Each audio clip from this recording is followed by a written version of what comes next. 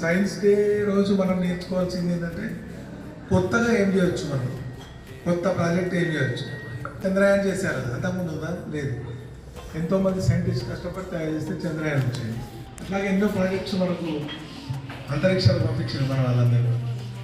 మనం కూడా physics, science అంటే దీంట్లో కెమిస్ట్రీ, ఫిజిక్స్ దీంట్లో ద్వారా కొత్తగా మనం ఏం చేయొచ్చు.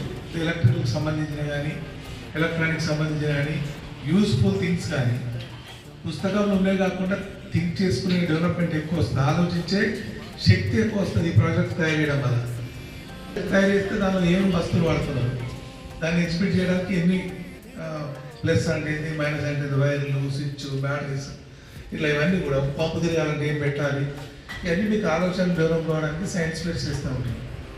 అలాగే ఇంతకుముందు మన దేశానికి అందించినటువంటి సైంటిస్ట్ ఎన్నో ప్రయోగాలు ఉన్నాయి, వాటిని గుర్తు చేసుకోవడానికి. నెక్స్ట్ ఏంటంటే ఇప్పుడు మీరు సమాజానికి అవసరమైనవి ఏముంటాయి అంటే ఫిజికల్గా చేసేది కష్టం ఏం పడుతున్నారు, ఆ ఫిజికల్గా చేసే కంటే ఈ మిషనరీతో చేయడానికి ఏ విధంగా కొత్త ముందుకు పోవచ్చు. ఒకప్పుడు ఏంది, ఫార్మర్స్ నేల దున్నుకున్నారా, ఇప్పుడు ట్రాక్టర్స్ దున్నున్నాయి.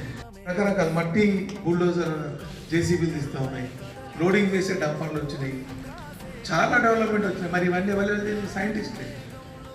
ఏది ఏ అవసరం ఉంది, తొందరగా పని కావాలి, మ్యాన్ పవర్ తగ్గాలి.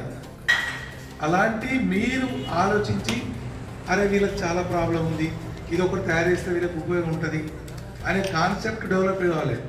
సైన్స్ పేర్స్ తోటి సైన్స్ చదువుకోవడం వల్ల ఇట్లాంటి ఇంట్రెస్ట్ ఉన్న వాళ్ళందరూ ఆలోచిస్తారు అన్నమాట. కొత్తగా ఏం తయారు చేయాలని బల్బ్ చేసిండు ఒకరు, థామస్ ఆల్వా ఎడిసన్, రేడియో ఒకరు, ట్రైన్ ఒకరు, ఫ్లైట్ ఒకరు, ప్రతి ఒక్కటి ఈరోజు మనం చూస్తున్నాం అంటే ఏదో ఒక సైంటిస్ట్ దాన్ని తయారు చేసింది.